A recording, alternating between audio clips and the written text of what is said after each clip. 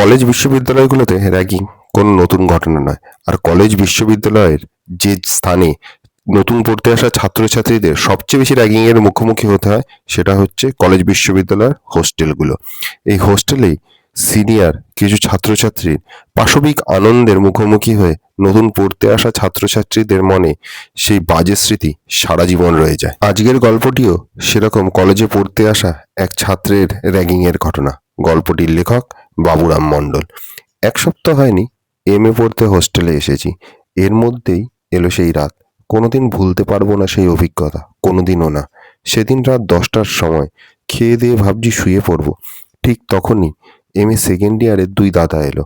এসেই আগে টাঙানো মশারি খুলে ফেলে বলল, বস, তোর সাথে কথা আছে। ঠিক মিনিট তিনেক পরেই এলো আরো 3 জন। এরা কোন ইয়ারের জানি না, তবে এত রাতে একজন মেয়েকে দেখে অবাক হলাম। ছেলেগুলোকে আগে কখনো দেখিনি, সম্ভবত অন্য হোস্টেলের। ঘরে ঢুকেই মেয়েটি চিৎকার করে বলল, হ্যাঁ, এই এই ছেলেটাই আমাকে নোংরা ভাষায় ইঙ্গিত করেছে। খুব বাজে ছেলে। আমি ভাবলাম এত রাতে ইয়ার্কি করতে এসছে, নয়তো আর এত রাতে আসবে কেন। কিন্তু না, মিনিট দুয়েক পরেই বুঝতে পারলাম ব্যাপারটা সিরিয়াস, জটিল। ওরা আমায় কোনো কথাই বলতে দিচ্ছে না, কোনো কথা শুনছেও না। ওদের একটাই দাবি, মেয়েদের সঙ্গে এমন ব্যবহার কেন করেছি, এটা অভদ্রতা। হোস্টেলে এগুলো বরদাস্ত করা হবে না। যা করেছি অন্যায় করেছি। অনেকবার বোঝানোর চেষ্টা করলাম যে আমি মেয়েটিকে চিনি না, ওকে এখনো দেখিনি। কোন ইয়ারে কোন সাবজেক্ট নিয়ে পড়ে সেটাও জানি না। কে শোনে কার কথা। ওরা পরিষ্কার হুমকি দিয়ে বলে গেল, আজ রাত 12টায় যেন হোস্টেল আমি ত্যাগ করে দিই, নইলে পুলিশে খবর দেওয়া হবে, এফআইআর করা হবে। মাথায় রাগ উঠে গেছিল। কোনো দোষ করিনি, কোনো মেয়ের সঙ্গে এখনো পর্যন্ত কথা বলিনি, ওকে দেখিনি পর্যন্ত, আর খারাপ ব্যবহারের প্রশ্নই আসে না। কেমন একটা ভয় চেপে বসলো, রাগও হলো। শেষে রেগে মেগে চিৎকার করে বললাম, রাত 12টায় কেন? আমি এক্ষুনি হোস্টেল ছেড়ে দেবো, আধ ঘন্টার মধ্যে ছেড়ে দিচ্ছি। ছেলেগুলো ফিরে দাঁড়ালো। একজন এসে চুলের মুঠি ধরে বলল, তোকে বলা হয়েছে রাত 12টায় হোস্টেল ছাড়তে। 12টা মানে ডট 12টা।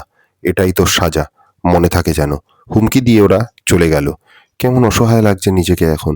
হোস্টেল এত খারাপ জায়গা, এত সহজে মানুষকে দোষী বানানোর জায়গা, এত সহজে।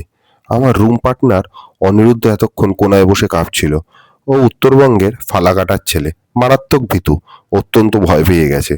অনিরুদ্ধ এগিয়ে এসে আমার হাত দুখানি ধরে বলল, বন্ধু, এর মধ্যে মেয়েটার সাথে বাজে ব্যবহার না করলেই পারতি। আমাকেও না ঘর ছাড়তে বলে ওরা। আশ্চর্য হয়ে বললাম, তুই কেন? তুই তো কোনো দোষ করিসনি, তোকে হোস্টেল ছাড়তে বলবে কেন তাহলে? আমিও দোষ করিনি। পয়সা কড়ি খেয়ে অন্য ছেলেকে ঢোকাবে, নিশ্চিত সেই মতলব। দেখিস। অনিরুদ্ধ এবার নিজের জায়গায় ফিরে গিয়ে বসলো। দেখ সুশান্ত, ওই মেয়েটা যদি কমপ্লেন করে, লাইফটা কিন্তু বরবাদ হয়ে যাবে তোর।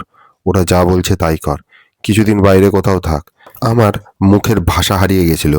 বারবার চোখ ফেটে জল বেরোতে চাইছিল। কোনো দোষ করিনি, অথচ আমাকে হোস্টেল ছাড়তে হবে। সবচেয়ে বড় কথা, বাড়িতে কি বলবো? বাবা মা যদি শোনে এর মধ্যেই মিসবিহেভ করে বসে আছি, তাহলে তারাই বা এলাকায় মুখ দেখাবে কি করে? এতক্ষণে অনেকেই জেনে গেছে আমার কুকীর্তির কথা। একজন দুজন করে দেখা করতে আসছে। পাশের ঘরের নিমাই বলে ছেলেটা, যে আমার কোলগেট দিয়ে নিয়মিত দাঁত মাজে, সে পর্যন্ত এসে বলে গেল, তোর ক্যারেক্টার এত খারাপ, ছি। জাস্ট ভাবতে পারছি না, জাস্ট নিতে পারছি না। বিছানাপত্র, বই, খাতা বেঁধে রেডি হয়ে বসে আছি। ইচ্ছা করলে আগেই জোর করে বেরোতে পারতাম, কিন্তু না।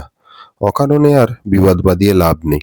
এটা একটা সংগঠিত চক্র, বুঝতে কোনো অসুবিধা রইল না। কত ছেলেকে এরকম আমার মতো বলি হতে হয়েছে কে জানে। ডট 12টা বাজে এখন। সিঁড়ি দিয়ে নিচে নামছি। কোথায় যাব কিচ্ছু জানি না। আপাতত স্টেশনের ওয়েটিং রুমে রাত কাটাবো বলে ঠিক করে রেখেছি।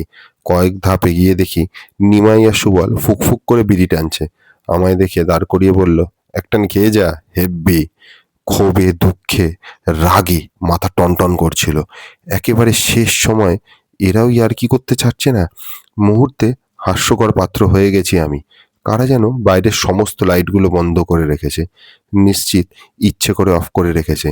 আমার চলে যাওয়া যেন কেউ দূর থেকে দেখতে না পারে, সাক্ষী থাকতে না পারে। ফিরে তাকালাম একবার হোস্টেলের দিকে।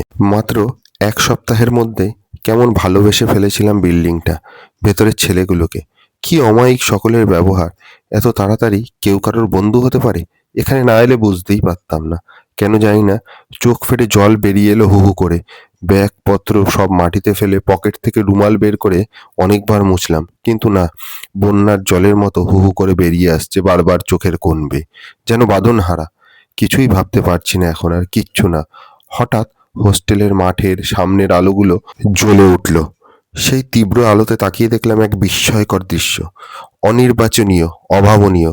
দেখলাম হোস্টেলের সমস্ত ছেলেমেয়েরা লাইন দিয়ে গেটের কাছে দাঁড়িয়ে, প্রত্যেকের হাতেই প্ল্যাকার্ড, আর তাতে বড় বড় করে লেখা, উই লাভ সুকান্ত। কারো হাতে লেখা, হ্যাপি বার্থডে টু ইউ। কয়েকজনকে দেখলাম দুবাহু বাড়িয়ে ডাকছে। ভালো করে তাকিয়ে দেখলাম যারা আমার রুমে গেছিল তারাই। একজন ছুটে এসে আমায় বুকে জড়িয়ে অনেকক্ষণ পর বলল, তোকে কি যেতে দিতে পারি? তুই যে আমাদের সকলের ছোট ভাইয়ের মতো। সেই মেয়েটা ধীরে ধীরে কাছে এসে দাঁড়িয়েছে, নিজের রুমাল দিয়ে আমার চোখের জল মুছিয়ে দিয়ে বলল, দিদির উপর রাগ হয়েছে তাই না? চ, নিজের হাতে খাইয়ে দেবো তোকে, আমার ছোট্ট ভাই। আমরা সবাই জানি আজ তোর জন্মদিন। জানিস, নিজেরা রান্না করেছি তোর জন্য। সেই রাতের কথা আজ বড্ড মনে পড়ে। মনে পড়ে সেই বন্ধুদের কথা, সেই বিল্ডিংটার কথা। মনে পড়লেই একটা ভালো লাগার স্রোত বয়ে যায় সারা শরীরে। কেন জানি না, পোড়া দুটো চোখে চলে আসে জল। এটাও কিন্তু কলেজ বিশ্ববিদ্যালয়গুলোর আরেকটা রূপ। কলেজ বিশ্ববিদ্যালয়গুলোই আমাদের প্রথম আত্মনির্ভর হতে শেখায়, দিয়ে যায় এমন কিছু বন্ধুত্বের স্মৃতি যা সারা জীবন আমরা মনের মধ্যে রেখে দিই।